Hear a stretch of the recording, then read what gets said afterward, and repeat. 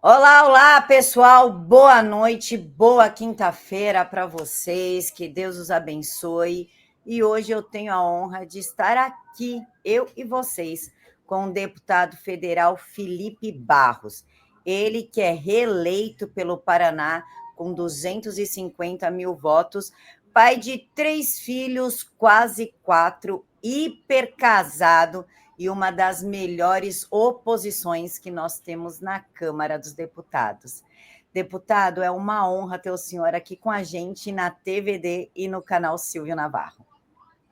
Camila, boa noite, todos que estão nos acompanhando. Uma alegria falar com vocês, uma alegria estar aqui com você. Quero já pedir desculpa pela semana passada, que te dei o cano, mas foi por uma boa razão, porque nós descobrimos que a minha esposa está grávida do quarto, e fui fazer ultrassom com ela. A gente só não sabe ainda se vai vir um quarto moleque ou se vai vir uma menininha, mas nascendo com saúde está bom demais. Uma alegria estar aqui com vocês.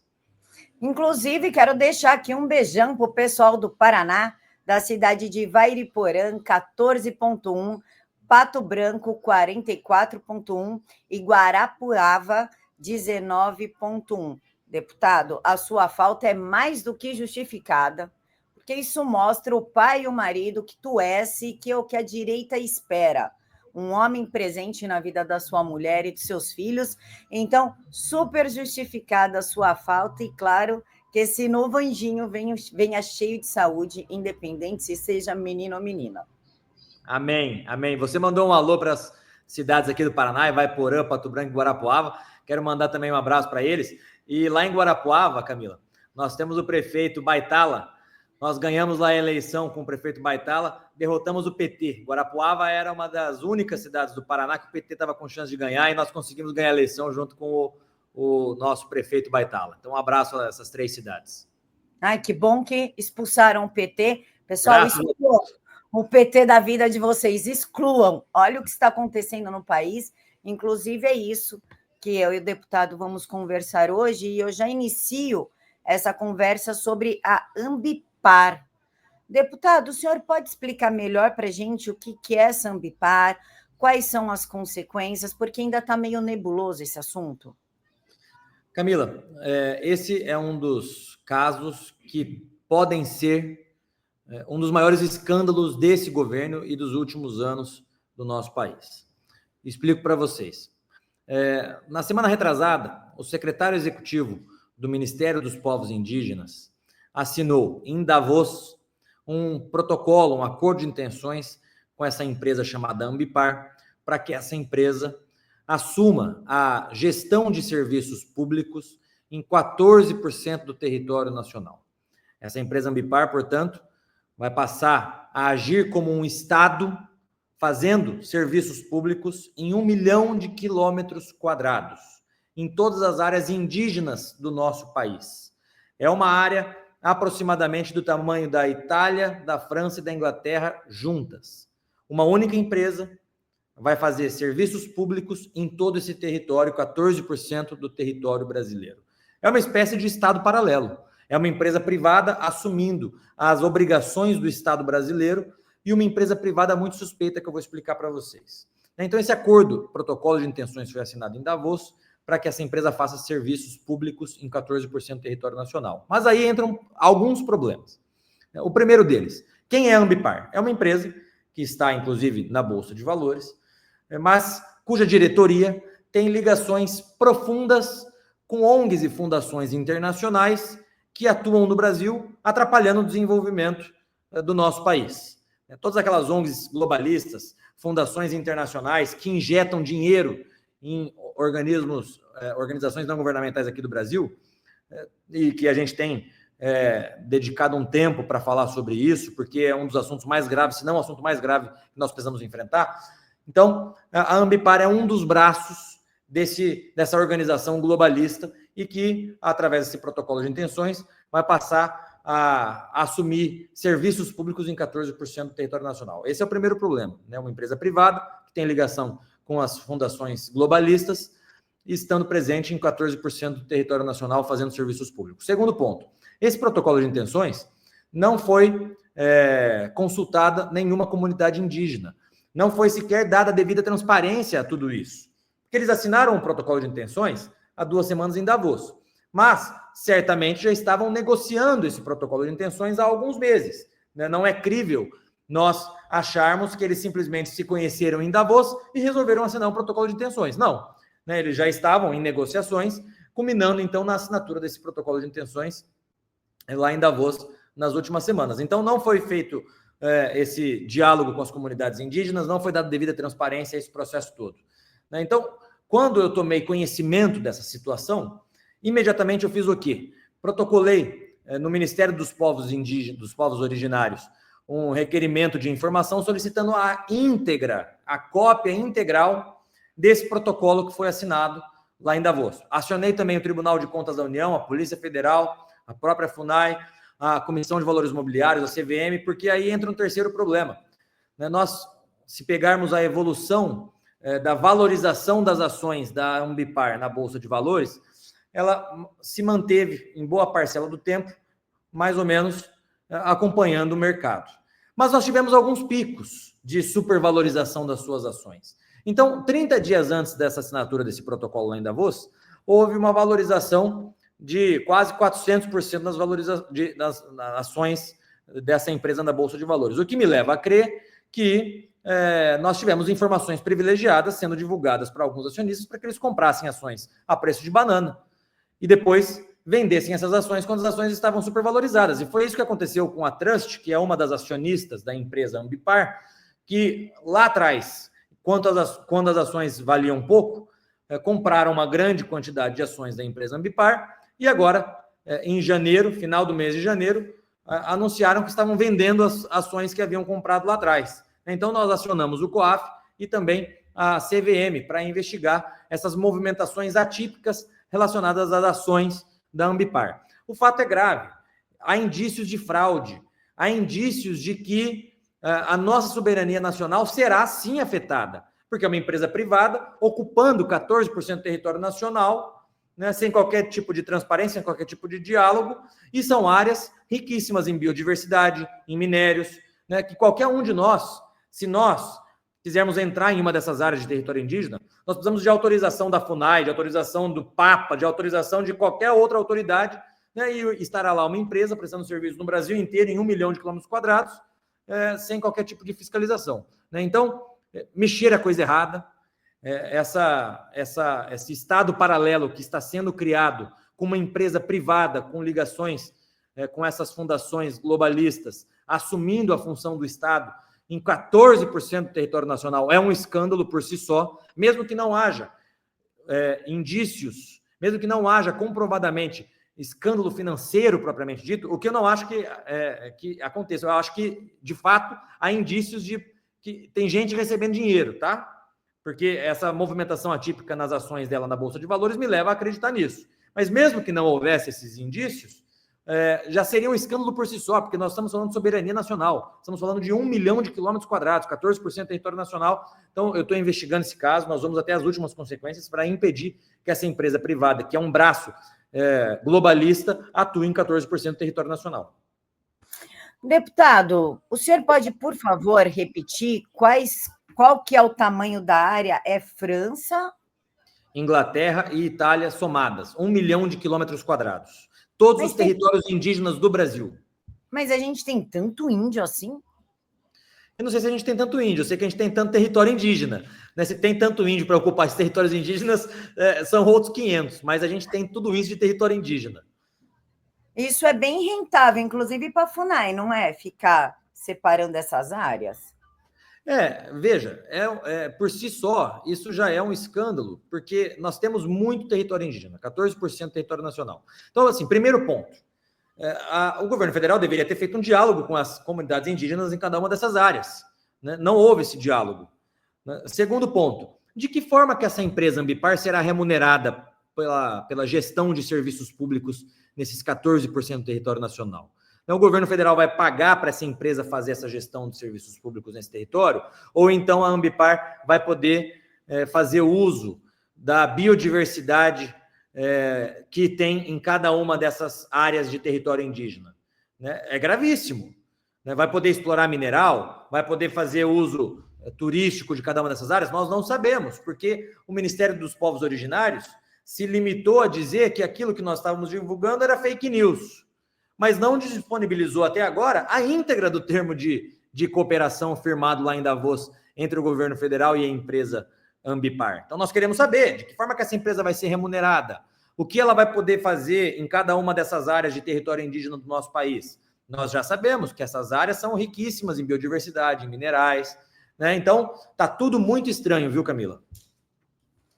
Deputado, o senhor falou em quem vai pagar, nananã. Eu estava aqui olhando a Revista Oeste.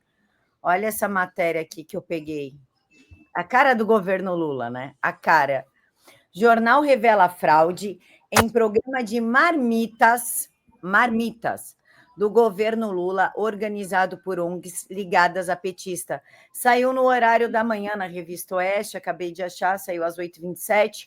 O Globo, que é estranho, até o Globo está denunciando o governo, tem alguma coisa estranha, talvez o Pix não tenha caído, visitou locais onde refeições deveriam ser preparadas, mas não há sinais do funcionamento das cozinhas. Deputado, não é raro, né, desde do 1º de janeiro de 2023, lermos esses tipos de notícia, né? Começou com o ministro Juscelino usando dinheiro público para corrida de cavalo, para asfaltar a própria rua. Tem diversos ministros e secretários dele envolvidos nesse tipo de pataquada aqui de corrupção. Como o senhor vê a estrutura deste governo? Existe a possibilidade desse pedido de impeachment ir para frente? Camila, nesse primeiro momento não vejo essa possibilidade. E explico o porquê. Se nós pegarmos o impeachment da Dilma, a população estava nas ruas, cobrando os parlamentares de se manifestar favoravelmente ao impeachment. Nós tivemos naquela oportunidade as maiores manifestações da história recente política brasileira. Vocês vão se lembrar daquelas imagens da Avenida Paulista, por exemplo, lotada, do começo ao fim. Você não conseguia andar ali dentro. Então, a população brasileira se engajou no impeachment da Dilma, e isso foi o diferencial para que o impeachment avançasse na Câmara e posteriormente no Senado. Já há crimes de responsabilidade deste governo, sem sombra de dúvidas. O pé de meia está aí para mostrar. Eles criaram o programa pé de meia e tiraram o programa do teto de gastos, né? Ou seja, crime de responsabilidade, sem sombra de dúvidas. O impeachment que nós assinamos lá em Brasília recentemente foi justamente por conta dessa pedalada fiscal cometida pelo governo Lula ao tirar o programa pé de meia do teto de gastos. Porém, nós temos um diferencial em relação ao momento de agora com o momento do impeachment da Dilma, o povo na rua. Eu sei que muitas vezes o povo fica desanimado, todos nós, inclusive, às vezes bate um desânimo, bate um cansaço, mas se nós queremos que o impeachment avance, isso precisa reverberar nas ruas. Ainda mais agora que nós estamos aí há 2 anos da eleição, e, portanto, os parlamentares já estão pensando na sua respectiva reeleição. Então, é o momento do povo estar na rua, pressionando, cobrando educadamente, mas cobrando os parlamentares, deputados e senadores em avançar com esse processo de impeachment. O aspecto econômico do Brasil é muito semelhante com aquele que nós vivemos na época da Dilma. O governo está quebrado, querendo aumentar cada vez mais impostos para cobrir o rombo nas contas públicas. Empresas que eram superavitárias até tempos atrás já passaram a dar prejuízo. Fundos de pensão, o Tribunal de Contas da União anunciou que vai fazer uma prestação de conta mais detalhada do Previc, né, que é o fundo de pensão do Banco do Brasil, porque já está dando prejuízo, um rombo bilionário. Ou seja, o aspecto econômico que pesa também muito na população para ir ou não ir nas ruas, né, já está muito semelhante àquele momento que nós vivemos da Dilma. Mas ainda falta o fator povo. O povo precisa estar na rua cobrando os parlamentares. Por falar em povo na rua cobrando os parlamentares, o senhor é um parlamentar muito atuante. Tanto que eu tenho aqui um PL do senhor sobre a soberania nacional. O senhor pode falar um pouquinho mais sobre esse PL, o que significa? Porque, assim, deputado, agora que o Trump entrou novamente no poder, existem muitas expectativas do povo brasileiro, principalmente o pessoal que está vivendo essa censura, de que ele vá conseguir interferir no Brasil. O senhor pode explicar no total, este PL mais as expectativas com essas ações de interferência? Boa pergunta, Camila. Esse projeto nós protocolamos no ano passado e ele tem um objetivo, que é impedir o repasse de dinheiro de fundos, grandes fundos internacionais ligados a países estrangeiros para ONGs que estão atuando aqui no Brasil. Veja, a lei eleitoral brasileira proíbe partidos políticos de receberem dinheiro de organismos internacionais. Isso está na lei. Mas não proíbe que isso aconteça através de ONGs, nem ONGs de fachadas, nem ONGs que atuam. Então, o que nós estamos vendo acontecer ao longo dos últimos 20 anos no Brasil, pelo menos, ou melhor, intensificar isso ao longo dos últimos 20 anos, é que, ao proibirem partidos políticos de receberem recursos de organismos internacionais, o globalismo encontrou um outro caminho para escoar esse dinheiro todo, que é através de ONGs internacionais que estão aqui no Brasil, ou ONGs nacionais que recebem dinheiro de fundações internacionais que estão aqui fazendo política. Nós temos inúmeras, centenas de ONGs aqui no Brasil, que, apesar de estarem no Brasil, têm a sua conta praticamente bancada na totalidade por essas fundações internacionais, e a missão dessas ONGs aqui no Brasil é atrapalhar o desenvolvimento econômico do Brasil, fazer política, não política partidária, mas política, sempre, aliás, ligada à esquerda, aqui no nosso país. Né? Esse escândalo da USAID, que o Trump disse que vai cortar o recurso, me parece que está umbilicalmente ligada ao complexo industrial da censura que foi criado no Brasil ao longo desses últimos anos, fomentando, desde lá de trás, a CPI das fake news, que eu fiz parte em 2019, defendendo a liberdade de expressão, e que culminou depois em inúmeros inquéritos, censura nas redes sociais e perseguição a pessoas da direita. Né? Então, essas fundações, grandes fundações globalistas internacionais, mandam dinheiro para essas ONGs que acabam fazendo política no lugar dos partidos políticos. Então, eu fiz esse projeto de lei para impedir que isso aconteça, para cortar a torneira, para secar a torneira do financiamento dessas ONGs que estão aqui no Brasil atuando politicamente, o que não deveria acontecer. O senhor falou da USAID. Se eu pronunciar errado, me corrija, por favor. USAID, é isso? Isso.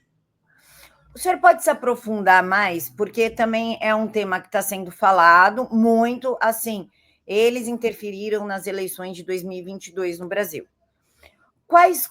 Como que eles conseguiram interferir? Porque, assim, deputado, nós já tivemos o Supremo interferindo nas eleições. Nos proibiram de falar que o Lula é corrupto, que ele foi descondenado, que ele é fanzoca de ditador, que ele gosta de um sanguinário, que ele defende terrorista, a favor do aborto.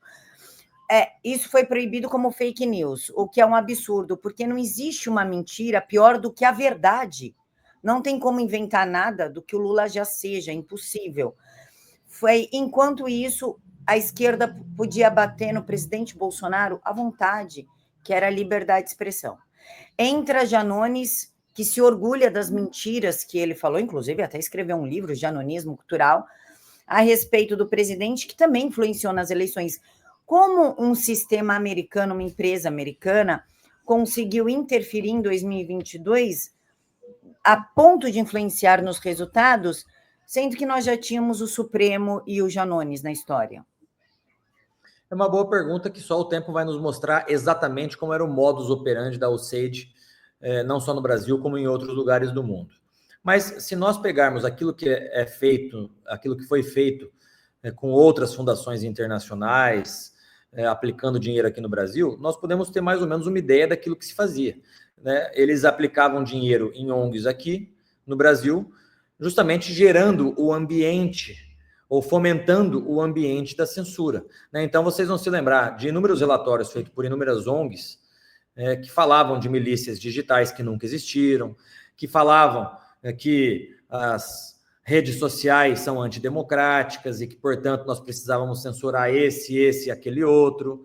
Nós tivemos inúmeras ONGs participando do debate da lei da censura. Nós tivemos outras tantas ONGs agindo diretamente na CPI das fake news ainda em 2019, justamente para fomentar esse ambiente, muitas vezes pseudo-acadêmico, se utilizando de acadêmicos das universidades brasileiras, dizendo do perigo das plataformas de redes sociais. Então, vai se criando um ambiente político para que se atinja determinado objetivo, né? E me parece que é isso que está sendo e que será ainda revelado também de forma mais detalhada, se de fato o Trump fizer o que ele está falando que vai fazer, que é abrir a conta da USAID, mostrando todas as ONGs que estavam recebendo o dinheiro deles, né? E aí a gente vê a grande mídia dizendo, olha, é uma pena que está fazendo isso, porque a USAID faz ajuda humanitária. Até pode ter um valor determinado de ajuda humanitária que eles fazem, devem ajudar hospitais, devem ajudar organizações filantrópicas mundo afora, mas, para além disso, estavam também fomentando economicamente ONGs que agiam e que agem politicamente com determinados objetivos políticos, né? Ou seja, é uma afronta à democracia e à soberania nacional, porque nós temos países estrangeiros interferindo na soberania nacional, dizendo aquilo que pode ou não ser dito, dizendo aquilo que tem que ser censurado ou não, né? Então, para além das ajudas humanitárias que a USAID eventualmente possa ter feito, o fato é, pelo que está sendo revelado, eles também fomentavam ONGs aqui no Brasil, não sei em outros países, mas aqui no Brasil, para atingir determinado objetivo político, que no caso, certamente era obter uma derrota do presidente Bolsonaro nas urnas. Inclusive, deputado, em novembro, deixa eu só conferir aqui a data para não falar bobagem, novembro de 2024, a Gazeta do Povo trouxe uma notícia, foi inclusive um furo de reportagem da Gazeta, parabéns, Gazeta, parabéns, Guilherme Oliveira, sobre empresas americanas repassando dinheiro para o Sleep Giants e o Instituto Felipe Neto. Envolvia ali duas empresas americanas, o próprio Biden e a CIA. Caso isso seja comprovado, essa denúncia seja verdadeira, o que os deputados podem fazer para evitar que isso aconteça novamente? Porque assim que essa notícia veio à tona e teve ali o debate nas redes sociais, o menino Foca, que até agora abre um parênteses aqui, o senhor é pai, eu sou mãe, não compreendo como um pai e uma mãe permitam que seus filhos tenham acesso a este ser humano, e ainda mais livremente, é uma dúvida que eu tenho. Como que o Congresso pode impedir que isso aconteça novamente? Porque assim que a notícia veio à tona, essa belezura que imita uma foca, mas estava opinando sobre assuntos políticos, saiu do Twitter, falou assim, não, eu vou voltar para o meu canal, quero focar em mim, na minha empresa. Claramente ele saiu de cena. Falou, deu ruim, saí de cena. Eles vão responder por isso? Quais são as medidas que dá para serem tomadas? O Felipe Neto, inclusive, que criou um instituto, uma ONG, que recebeu esses recursos, e o objetivo da ONG era a aprovação do projeto de lei da censura, né? O projeto de lei 2630. O Sleep Giants, que é um absurdo, por muito menos pessoas tiveram contas bloqueadas, redes censuradas. O Sleep Giants fazia um constrangimento ilegal e abusivo, se utilizando as plataformas de redes sociais para pressionar empresas que faziam patrocínio com pessoas da direita, né? Por muito menos, repito, por muito menos pessoas da direita tiveram seus canais desmonetizados, suas redes censuradas e suas contas bancárias bloqueadas. Mas isso nunca aconteceu com o Sleep Giants, né? Então, qual é a forma de nós impedirmos que isso aconteça? É a aprovação do meu projeto de lei, impedindo que esse recurso estrangeiro venha para o Brasil para entidades, ONGs, institutos que façam política, né? Porque pela Constituição Federal, a política se exerce através dos seus representantes eleitos que devem estar necessariamente filiados a um partido político, né? E não através de ONGs que podem receber dinheiro de fora do país para fazer política que é de responsabilidade de quem está investido momentaneamente no mandato e de partidos políticos, né? Então, eu acho que cada vez mais é o momento de nós aprovarmos esse projeto de lei na Câmara. Eu tenho focado nisso nessa última semana, agora que começaram as atividades lá em Brasília. Já falei com o deputado Hugo Mota, já falei com outros líderes partidários para a gente avançar nessa pauta esse ano na Câmara dos Deputados. Eu tenho certeza que esse é o momento. O senhor falou da censura, né?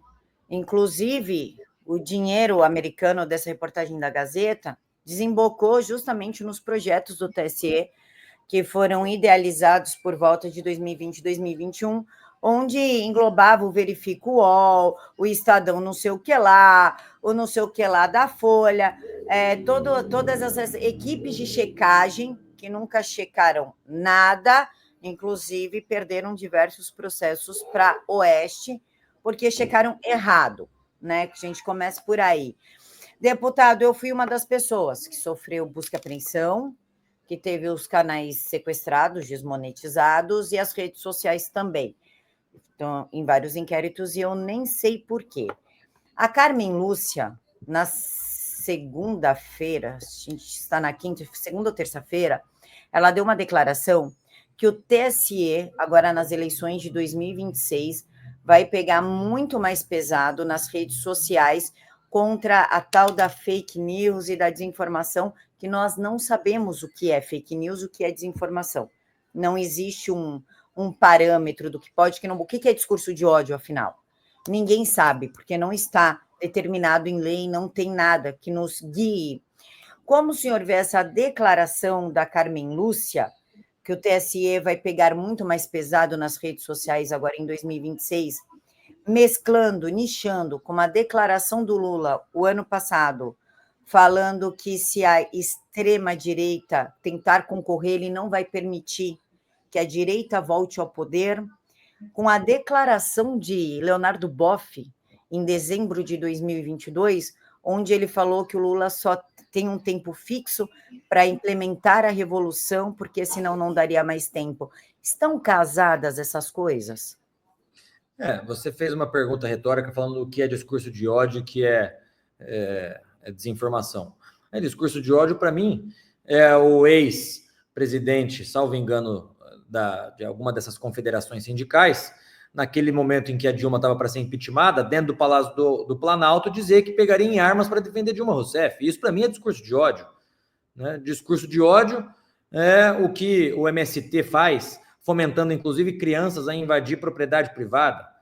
Mas esse tipo de discurso de ódio me parece que é esquecido pela extrema imprensa e por uma parcela do judiciário. Né? Enquanto isso, qualquer crítica que se faça sobre o abuso das prerrogativas judiciais é tratado como um crime a ser condenado a 17 anos de cadeia. Então, veja, aliás, na eleição de 2026, salvo o melhor juízo, a ministra Carmen Lúcia não estará à frente do TSE. Quem estará à frente é o ministro Nunes Marques, que eu espero que até lá esse escândalo todo do golpe que a USAID deu da interferência na democracia brasileira seja revelado, de modo que lá nós tenhamos, em 2026, o Brasil 100% soberano, sem a interferência de outros países aqui no nosso quintal. Né? Quem tem que... Aliás, o governo usou, né, o bonezinho ali, o Brasil é dos brasileiros. É uma piada, né? Uma piada de mau gosto. O governo Lula, que é umbilicalmente ligado ao Partido Democrata Norte-Americano, que fomentou todo esse caos que nós estamos vivendo no Brasil, agora vestir bonezinho dizendo que o Brasil é dos brasileiros. O que o Brasil é dos brasileiros a gente sabe, mas o que o PT está fazendo é vendendo o Brasil para a China, transformando o Brasil em quintal do Partido Democrata Norte-Americano. Né? Então, a gente tem que resgatar mesmo o Brasil para os brasileiros, mas não é nas mãos do PT que isso vai acontecer. Né? Esse episódio também nos mostra, Camila, que assim, algumas pessoas têm um sonho, no meu ponto de vista equivocado, de que os Estados Unidos vai salvar o Brasil. Olha, meu filho, os Estados Unidos, vou falar para vocês, está pensando nos Estados Unidos. Né? O próprio Trump já tem dito isso. Né? America first. Né? Primeiro os americanos. Né? Se ele fizer isso, de divulgar os patrocínios da USAID ao longo desses últimos anos, nós, brasileiros, temos que pegar isso e ver de que modo que nós vamos agir em relação a isso. A gente não pode ficar esperando uma solução mágica ou uma solução vinda de outro país.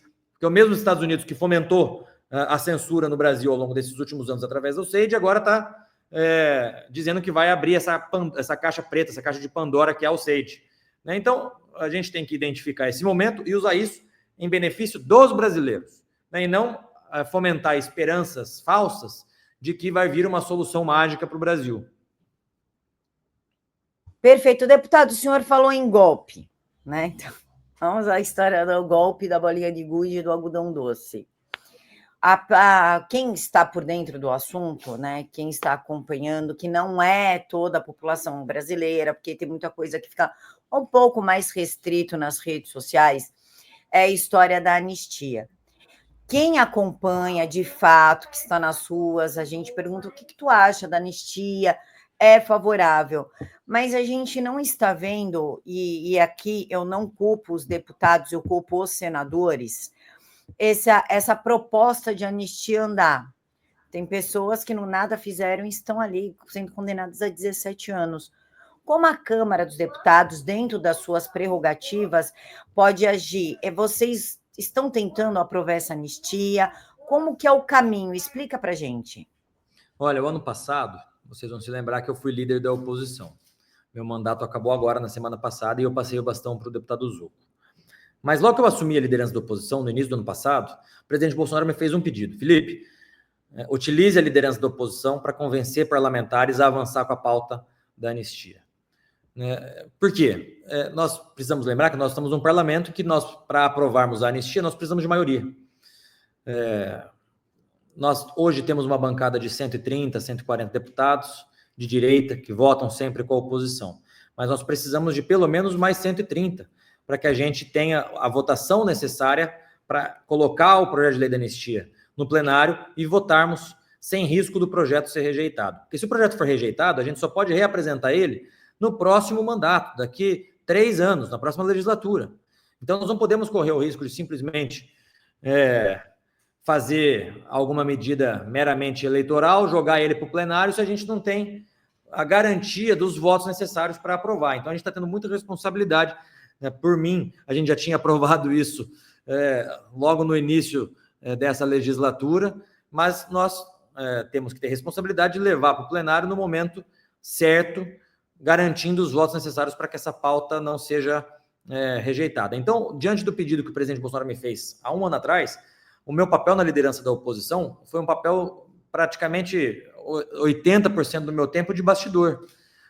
Qual é o cálculo? Se nós já temos 130 deputados de direita que vão votar favoravelmente à anistia, eu vou buscar os votos que faltam nos partidos do centro e até, eventualmente, de centro-esquerda. Então, boa parte do meu tempo em Brasília eu passava conversando com deputados de outros espectros políticos, convencendo eles da importância da aprovação da anistia. Conversei com mais de 120 deputados do Centrão, do chamado Centrão, e até de partidos da centro-esquerda. Alguns sinalizaram positivamente, outros que iam pensar, mas esse trabalho de articulação, de bastidor, precisa ser feito. A internet ela tem um papel importante em cobrar educadamente os deputados também, sem sombra de dúvida, mas compete a nós, deputados, que estamos lá investidos momentaneamente no mandato, em fazer essas conversas para que a pauta avance. Essa confusão toda que foi gerada injustamente em relação à eleição da mesa da Câmara agora, também passa por isso. Nós precisamos dessa interlocução com o presidente da Câmara, dessa responsabilidade, para que a pauta seja avançada. O próprio Hugo Mota ontem disse, ontem ou anteontem, não me lembro, disse que, olha, ele não pode simplesmente ignorar a pauta vinda do maior partido de oposição na Câmara dos Deputados. Nós somos 99 deputados, o PT, se não me engano, são aproximadamente 60, então nós temos 30 deputados, quase 40 deputados a mais que o PT, o PL é a maior bancada, então nós temos essa responsabilidade com as pautas e com o povo brasileiro. Então, nós estamos trabalhando, isso eu posso dizer para vocês, principalmente nos bastidores, para que a gente tenha a votação necessária para avançar ao projeto de lei da anistia.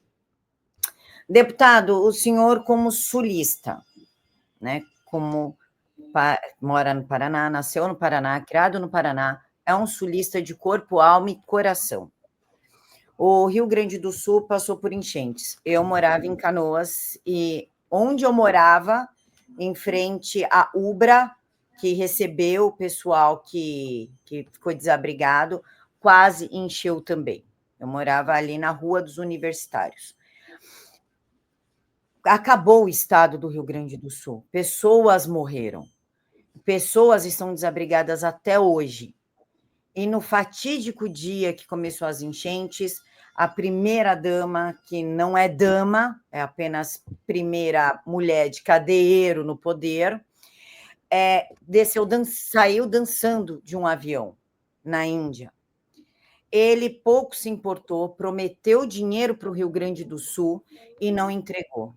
Colocou uma secla dele lá, que participou do governo paralelo, não foi o Humberto, foi o Paulo Pimenta, que enquanto as pessoas estavam nas águas resgatando outras, ele estava numa churrascaria em Porto Alegre, usando o dinheiro do povo. O Lula prometeu dinheiro e não entregou.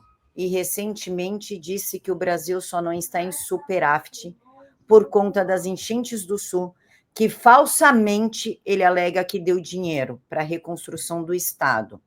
A gente precisa lembrar que o Sul arrecada e entrega para outros estados não retorna para o Sul, nem metade disso, nem 30% deste valor. Como o senhor vê essa declaração absurda, bizarra, de um presidente de um país? É um irresponsável, né, Camila? A culpa do governo não ter tido superávit é dele próprio e do ministro da Economia que não entende economia. Você tem um vídeo do Haddad dizendo, olha, não entende economia. Esse cara virou ministro da Fazenda, o pior prefeito da história da cidade de São Paulo, virou ministro da Fazenda. Está sendo bom para quem? Para os banqueiros, que são os maiores investidores das campanhas petistas. Se nós pegarmos quem mais investiu, quem mais doou dinheiro para as campanhas do Lula na última eleição, foram banqueiros. Então está sendo favorável aos banqueiros e contra o povo brasileiro, gastando, torrando todas as economias brasileiras. As empresas que davam superávit de tempos atrás já estão dando prejuízo. A Previdência do Banco do Brasil já está passando por auditoria do Tribunal de Contas da União, porque era superavitária até tempos atrás, agora já está com um rombo bilionário. Correio, mesma coisa, sem dinheiro para pagar salário de funcionário. O governo federal como um todo inchado, um Estado ineficaz, políticas públicas que não existem, que é só propaganda, propaganda e propaganda. Por isso que tiraram um Montanha, o Paulo Pimenta, e colocaram um Sidônio, um marqueteiro. É o governo do marketing. Não tem governo, é só marketing. Marketing falso ainda. Não à toa, qualquer crítica que se faça ao governo, eles tentam processar. A AGU, infelizmente, virou processador geral de críticos do governo. Então, é um governo de puro marketing, marketing falso, fake news. O governo é por si só uma fake news. E ainda querem perseguir, processar todos os deputados ou pessoas que criticam o governo. Eu fui viajar com a minha família nessas férias, nós fomos para a Bahia, Camila. Bahia foi um estado que deu, salvo engano, não lembro exatamente a porcentagem, mas acho que 70%, 60% de votos para o Lula. Eu andando de Uber, perguntando para o vendedor do coco na praia, para quem você votou? Votei para o Lula. Vota de novo? Nunca mais. Graças a Deus o povo está percebendo o desastre que está sendo. Prometeram picanha, a picanha está caríssima. O café para você tomar está mais caro, a inflação dos alimentos caríssima. A laranja, o brasileiro gosta de tomar um suquinho de laranja quando acorda. Chega o ministro Rui Costa, ex-governador da Bahia, diga-se de passagem, vamos trocar a laranja, vamos substituir por outra fruta. E qualquer um que fale isso é taxado de divulgador de fake news e a AGU processa. Então esse é o governo do Lula. Ele está cansado, me parece. A impressão que se passa é que o Lula cansou, não quer saber de governar, quer saber de viajar o mundo com a Janja. Ele está de lua de mel paga com dinheiro do contribuinte brasileiro. A Janja é uma deslumbrada, só quer saber de viajar. Vamos ver o que eles vão fazer em 2026. Agora, eu tenho certeza que nós voltaremos, a direita voltará ao Palácio do Planalto em 2026, porque esse governo é um desastre. Aí que tá, deputado, o senhor falou que a direita vai voltar em 2026, eu espero de coração que o presidente Bolsonaro seja reabilitado, porque a inegibilidade dele é uma coisa bizarra, sem precedente, ninguém entendeu nada. Sim. Inclusive, eu quero falar com o senhor, que será a minha próxima pergunta, só vou adiantar, sobre a possibilidade da cassação da deputada federal Carla Zambelli. Mas a minha pergunta agora é sobre a direita voltar ao poder. O Lula, ele anda dando muitas declarações altamente impopulares, assim como as medidas impopulares. Defendeu o Hamas quando o mundo estava chocado com as atrocidades que o Hamas fez em Israel. Ele não se envergonha, ele não tem freio em defender ditadores, em defender sanguinários, nada. Ele toma medidas bizarras que estão acabando com a população, com o poder econômico. O Haddad é uma besta e taxa tudo, daqui a pouco a gente respirar vai taxar. E ele fala com uma segurança muito grande da reeleição. A gente precisa se preocupar de que poderemos ter uma eleição nível Venezuela? Olha, pergunta complexa, né? Não tenho o poder de prever. A gente pode analisar aquilo que aconteceu no passado. Mas eu acho que a gente tem alguns outros fatores que precisam ser levados em consideração. O primeiro deles é essa questão da USAID, que, como a gente estava dizendo até agora, ao que tudo indica, através de recursos destinados a inúmeras centenas de ONGs internacionais, acabaram, por si só, interferindo no processo democrático brasileiro, criando esse complexo industrial da censura. Se Trump corta a torneira, isso já é ponto para o Brasil. Outro fator importante a ser levado em consideração é a consciência do povo. Graças hoje à internet, não à toa, por isso eles querem cada vez mais censurar a internet, para que o governo disse que vai mandar para o Congresso nas próximas semanas uma nova proposta de censura, mas graças à internet hoje o povo sabe exatamente tudo aquilo que está acontecendo, e o povo está percebendo no seu próprio bolso as consequências e esse desastre econômico desse governo. O que a população comprava no mercado há um ano atrás, ela não consegue mais comprar metade. Se uma pessoa fosse ao mercado com R$200, R$100, há um ano atrás, 2 anos atrás, hoje ela não compra nem metade do que ela comprava há 1 ou 2 anos atrás. Então, a inflação dos alimentos é algo que está pegando, e é algo que é difícil, de uma hora para outra, o Lula corrigir. Eles até vincularam que talvez taxariam exportações, fomentando a produção agrícola ficar no Brasil. Isso gera um outro problema, que é o aumento da inflação, mais uma vez. Então, no aspecto fiscal, no aspecto econômico, esse governo não tem muito para onde ir. E o aspecto econômico é o que pesa para uma parcela considerável da população. Nós estamos vendo um empobrecimento geral, né, da classe média, e aqueles grupos amigos do rei fazendo negócio, né, que é o que o governo Lula sempre fez, né, favorece os amigos do rei, enquanto parcela da população empobrece cada vez mais, se transformando em escravos do governo de ocasião. Eu me lembro daquele vídeo famoso da filósofa do PT, Marilena Chauí: eu odeio a classe média. No final das contas, a política econômica do Lula, do governo PT, foi sempre essa, né, de empobrecer a classe média, sendo que o que nós precisamos no país é justamente o contrário, é um novo processo de reindustrialização do nosso país, fazendo com que haja uma nova classe média em formação, que as pessoas saiam da pobreza, que não dependam 100% do Estado para as atividades mais básicas de suas vidas, né? E o governo Lula está indo no caminho inverso. Então, eu acho que tudo isso conta para 2026. Alguns deputados do PT já comentam nos bastidores que também não sabem se o próprio Lula vai para a reeleição, né? Outros tantos comentam que quem estaria pressionando ele a ir para a reeleição seria a Janja, mas que ele pessoalmente não queria. Isso é conversa de bastidor na Câmara, né? Então, a própria bancada do PT está vendo que, se continuar nesse ritmo, o Lula vai perder a eleição. E se ele tiver esse horizonte de possibilidade e verificar que vai perder a eleição, eu tenho para mim que nem candidato ele é. Resta saber quem o PT lançaria, ou quem o PT apoiaria. Se seria um candidato como um Guilherme Boulos, um PSOL da vida, e o PT estaria juntos, se lançariam o Haddad de novo, o poste, né? Porque tem já a amizade umbilical do sistema financeiro, em especial dos bancos, junto com o Haddad, porque ele tudo que faz é para atender os banqueiros, em detrimento do povo brasileiro. Ou seja, ainda tem muita água para rolar antes de chegarmos em 26. Deputado 26, Carla Zambelli. Se Carla for efetivamente cassada, porque o processo está no Tribunal Regional Eleitoral, agora vai ser votado pelas instâncias, para saber se ela continua ou não com o mandato. Se ela for cassada, 5 vão junto com ela.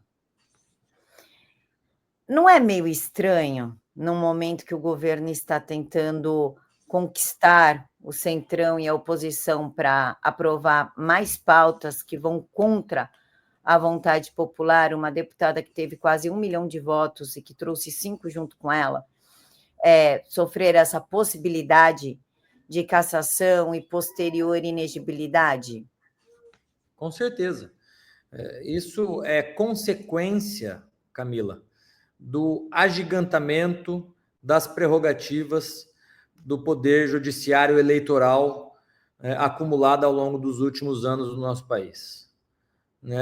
Quando eu fui relator do voto impresso, um dos focos meus de estudo e de análise justamente foi as atribuições do Poder Judiciário Eleitoral, ou como os especialistas chamam, da autoridade eleitoral brasileira, em comparação com outros países. Em outros países, via de regra, não existe essa autoridade eleitoral, como acontece aqui no Brasil, com tamanha autoridade prerrogativa, que vai desde a prestação de conta de partidos políticos até a aprovação de contas dos próprios candidatos, passando por registro de candidatura, por análise de inelegibilidade, incluindo aí, inclusive, cassação, indeferimento de registro de candidatura, ações de investigação da Justiça Eleitoral, ou seja, um poder que eu acho que em algum dado momento a gente precisa rediscutir, mas fazer essa discussão de forma sóbria e como a gente chama no direito, através do direito comparado, pegando como outras democracias, até mais consolidadas do que a nossa, como elas funcionam, porque não há nada numa democracia que não possa ser discutido. Eu sou dessa opinião. Por que nós não podemos discutir, por exemplo, o papel da Justiça Eleitoral, o papel da Justiça do Trabalho? Por que nós não podemos discutir o papel do Ministério Público do Trabalho, do Ministério Público Eleitoral? Numa democracia, você discutir assuntos e ver como esses assuntos são discutidos em outros países, através do direito comparado, pegar equiparações daquilo que funciona em outros países e tentar trazer para nós, isso é válido, isso é natural. Não pode haver qualquer tipo de tabu numa democracia saudável. Então, esse episódio em relação à cassação da deputada Carla Zambelli, que não há qualquer respaldo jurídico para que houvesse, de fato, a cassação, me parece muito mais uma motivação política do que jurídica, mas esse episódio é consequência desse agigantamento que a Justiça Eleitoral foi passando ao longo dos últimos anos. Não me parece razoável a Justiça Eleitoral ter a prerrogativa e substituir o eleitor na escolha daqueles que a população quer eleger. Nos Estados Unidos, por exemplo, essa é uma atribuição do eleitor. O eleitor escolhe quem ele quer eleger para ser os seus representantes. Inclusive, no sistema norte-americano, você tem a suspensão de processos, inclusive, quando uma pessoa é eleita, porque foi eleita pela população. Ou seja, nos Estados Unidos há o protagonismo do eleitor, aqui o protagonismo da Justiça Eleitoral. Isso é algo que nós temos que rever em algum momento. Deputado, o senhor falou do TSE. Países de primeiro mundo, países sérios, com democracia consolidada, não tem essa porcaria. Simplesmente não tem. Por que no Brasil ainda existe esse tribunal? Quais são os benefícios efetivos que ele traz para a gente, além de calar pessoas e um custo maior para os cofres públicos? Essa é uma boa pergunta, Camila, porque, veja, o legislador brasileiro, quando criou o Tribunal Superior Eleitoral, ou seja, quando colocou a autoridade eleitoral dentro da estrutura do judiciário, fez essa opção legislativa por uma série de razões históricas ao qual o Brasil passava naquele momento. Mas o problema não é esse especificamente. Porque a opção da autoridade eleitoral ser um órgão do Poder Judiciário, ou como em alguns países em que os próprios partidos se organizam e compõem uma autoridade eleitoral para organizar as eleições, e esses países são países democráticos que funcionam também, são opções legislativas que se fazem ao longo do tempo. O problema não é, no meu ponto de vista, a criação dessa autoridade eleitoral no formato como é feito no Brasil hoje. O problema é o agigantamento das suas atribuições, que vai desde organizar a eleição propriamente dita, é por isso que se chama autoridade eleitoral, é organizar o processo eleitoral, mas, para além disso, vai do deferimento ou indeferimento de candidaturas, vai da análise da prestação de conta dos candidatos, dos partidos políticos, vai das ações de investigação judicial eleitoral, as chamadas AIGES, vai se agigantando o poder ao longo do processo histórico brasileiro, passando essas atribuições à autoridade eleitoral, de modo que a autoridade eleitoral hoje, brasileira, seja mais inchada do que de outros países democráticos do mundo. Então, é isso que se tem que ser debatido, né? É esse processo eleitoral que nós queremos? Eu acho que existe um certo incômodo de boa parte da classe política com esse agigantamento da autoridade eleitoral brasileira. Qual vai ser o formato que a gente vai discutir, vai optar em algum momento? Não se sabe. Eu não sei, esse assunto não é um assunto hoje legislativo na Câmara dos Deputados para ser debatido no Senado Federal, mas em algum momento vai ter que ser, porque existe esse inconformismo de boa parte da classe política com esse agigantamento das atribuições da autoridade eleitoral.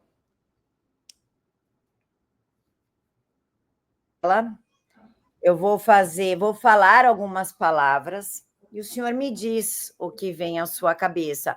Pode ser uma frase, pode ser um comentário, do jeito que o senhor quiser, mas a primeira coisa que vem na cabeça do senhor: Congresso Nacional.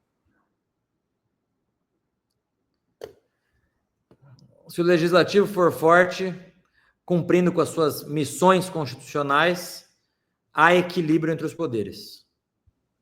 Futuro. Esperança. Brasil. Fé. União. Necessário. Coragem. Fundamental. E o que podemos esperar do Congresso agora em 2025? Anistia, sem sombra de dúvida, anistia é a nossa prioridade. Deputado, quero agradecer ao seu tempo, 1 hora aqui, sei que o senhor está com uma agenda corridíssima. Quero agradecer de coração, primeiro, por não ter se acovardado em nenhuma das perguntas. Segundo, por me deixar livre para perguntar. Inclusive, até comentei com a sua assessoria, existe alguma pergunta sensível, algum tema sensível? Não, pode ficar à vontade, sem restrição. É exatamente isso que eu espero de um deputado ou de um senador, que não tenha restrições ao falar. A população espera algo da Câmara dos Deputados, espera uma posição dos deputados, pelo menos uma posição de coragem. Então, eu quero agradecer ao senhor por não ter colocado travas, por não ter colocado limites e por ter respondido tudo sem titubear em nada. Camila, eu que agradeço a possibilidade de falar com você. Você sabe que eu adoro o teu trabalho, né? E o parlamentar tem que ser assim mesmo, Camila, porque a gente está lutando tanto pela liberdade de expressão. Imagina o contrassenso que seria eu chegar para você e falar esse assunto eu não quero que aborde. Pelo contrário, né? Pode abordar qualquer assunto. Às vezes a minha briga com a extrema imprensa, os veículos de grande comunicação, é que eles falam e não dão a oportunidade da gente falar, né? Então, nós que lutamos pela liberdade de expressão, nós temos que aplicar isso em nossas respectivas vidas, né? Sem censura qualquer. Sempre que eu estiver aqui, você pode perguntar tudo aquilo que você quiser, que eu responderei. É uma alegria sempre falar com você. Deputado, o senhor gostaria de deixar algum recado, algum pedido para o pessoal que está nos assistindo? Eu vou colocar a tela cheia e o microfone é do senhor. Camila, eu quero dizer para o povo brasileiro que muitas vezes nós ficamos desanimados vendo tudo isso que está acontecendo no nosso país. Mas eu tenho, em primeiro lugar, fé em Deus e, em segundo lugar, confiança que o povo brasileiro vai, em 2026, retomar as rédeas do nosso país. A gente não pode simplesmente virar as costas para o Brasil. É difícil, é desafiador, tem hora que cansa, tudo isso é verdade. Mas com fé em Deus e acreditando no nosso país, a gente vai mudar a história do Brasil e eu tenho certeza que isso vai acontecer. Obrigado, Camila, mais uma vez pela oportunidade de falar com vocês. Eu que agradeço imensamente, deputado. Novamente, quero deixar aqui uma boa noite. Que Deus abençoe o restinho de quinta-feira de vocês e que vocês tenham um fim de semana maravilhoso, cheio de bênçãos. Agradecer ao pessoal, ao espaço da TVD, ao pessoal de Ivaiporã, Pato Branco e Guarapuava, que abriu as portas de suas casas para nós. Deixa eu mandar um beijo especial para Ivaiporã, Pato Branco e Guarapuava. Um beijo a vocês. E a gente se vê amanhã, nesse mesmo horário, neste mesmo canal. Fiquem todos com Deus e até mais.